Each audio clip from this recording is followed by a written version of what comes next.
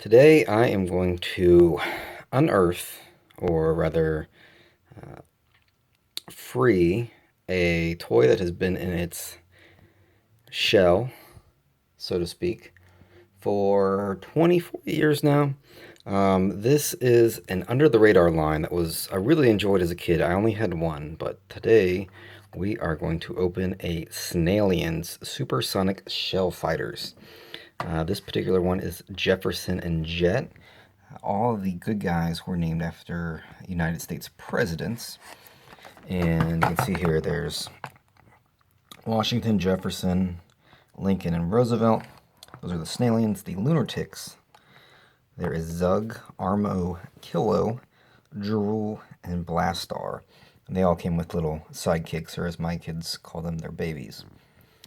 So these were released in '92 they were distributed by a company called JPI, which might sound like a small no-name company, which it kind of is. I wasn't able to find anything out about them. But you'll see the copyright here says 92 Abrams-Gentile Entertainment, Inc. You might be thinking, what is that company?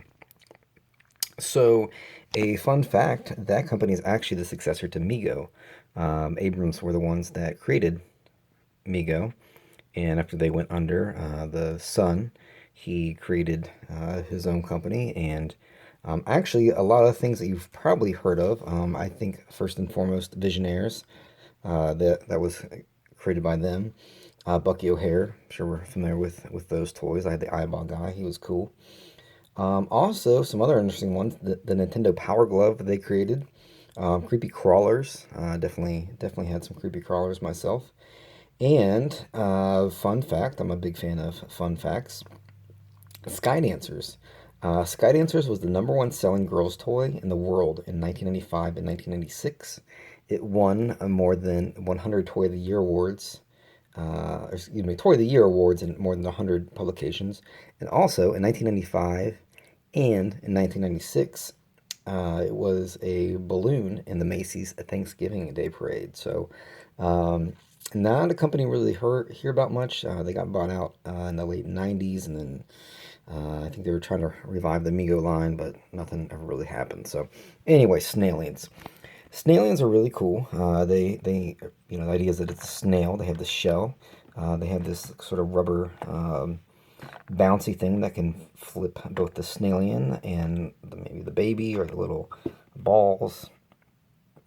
So I'm opening this guy because it's actually a double of mine. You can see the card is messed up, but mainly there's a big crack right there. So normally I wouldn't open something like this. I actually have, I'm kind of show you in my personal collection here. I have Armo, Kilo, and Wart. That was the one I had as a kid. And Snailiens was kind of a line where myself and maybe a lot of people only really had one. It's a very collectible line. Again, there are only 8. They never produced any vehicles. There are some variants to the armor.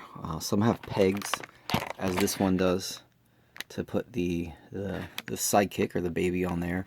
Some do not have the pegs, so that's kind of the only variant. And you'll see also some of the good guys. I'm not sure about the bad guys. I know the good guys, the Snailiens, some of the paint schemes on their wrist and on their legs are a little bit different, but very collectible line. But yeah, obviously not super popular, definitely under the radar. I had dozens and dozens of G.I. Joes as a kid. I'm sure people had Transformers and Star Wars and Marvel figures and X-Men, but Snailiens was one of those ones where, you might have one or two, but I really dug it. So that's my guy there. You can see some of my other stuff that is not going to get opened for obvious reasons.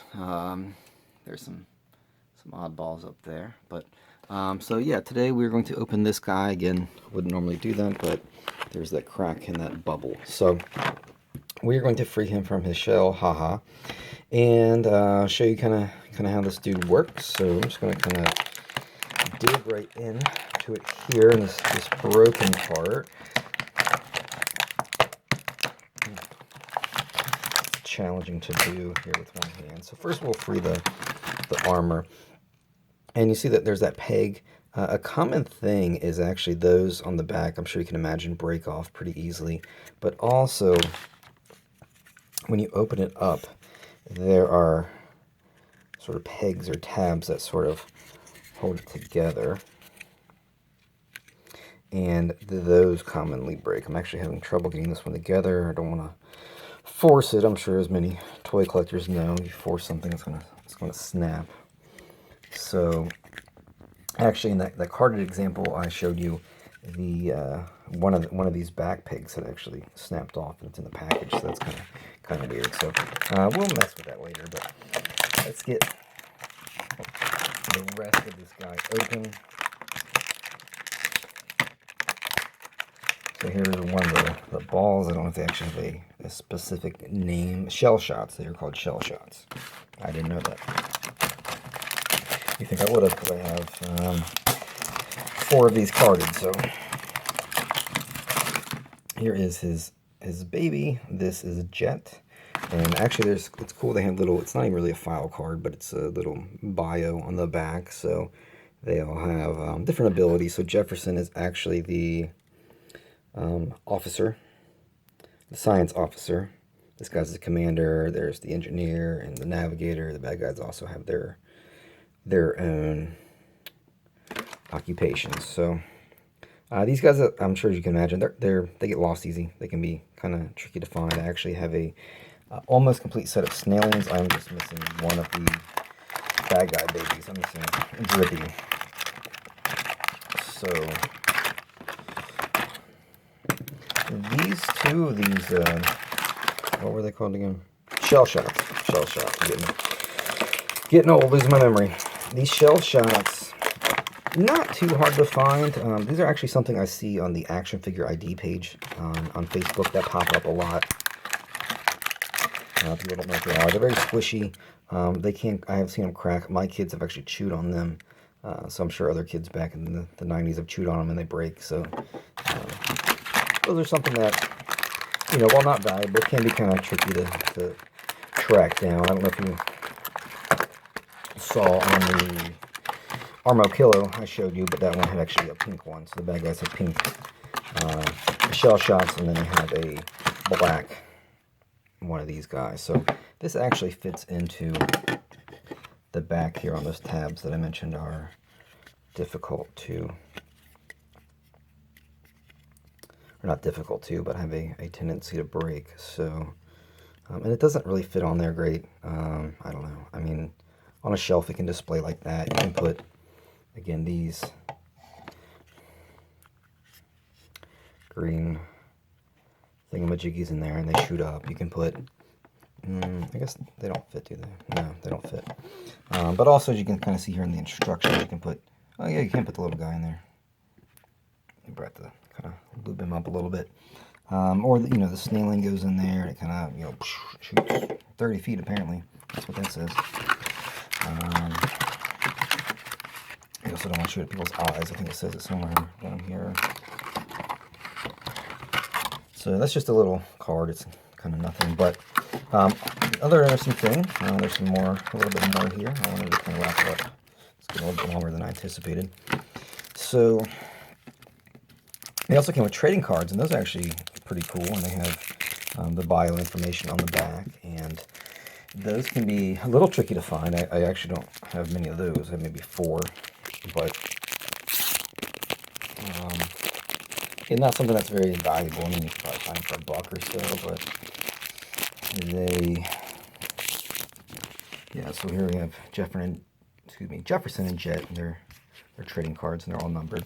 Also, each toy came with a comic, and it came with the handbook, and so they kind of made it seem like really official, like important. Read carefully. It's an operations manual, and you have to sign your name. There's a witness and date and all this kind of stuff. It's just kind of a silly thing they included, but kind of cool. And there's the read aloud Snailien creed. It says you must recite in the presence of another family member or pledge is not valid. It says, I vow never to aim or shoot at a fellow Snailien's face or face the consequences of Snailien disgrace. So they were pretty big on not shooting things on people's eyes. I'm sure their toy companies got in trouble with that kind of stuff. So it shows you how to do it, which doesn't seem like it's that difficult. The comic is cool.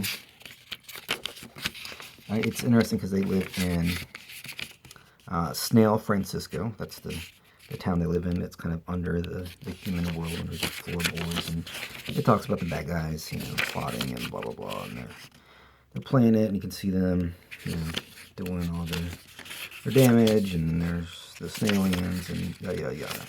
So it's interesting because it's sort of a to be continued, but on the back they had the Snailien vehicles to look for in 1993, the S-Cargo and the Snail Star, and those were never released, and it's a tragedy because those are very, very cool.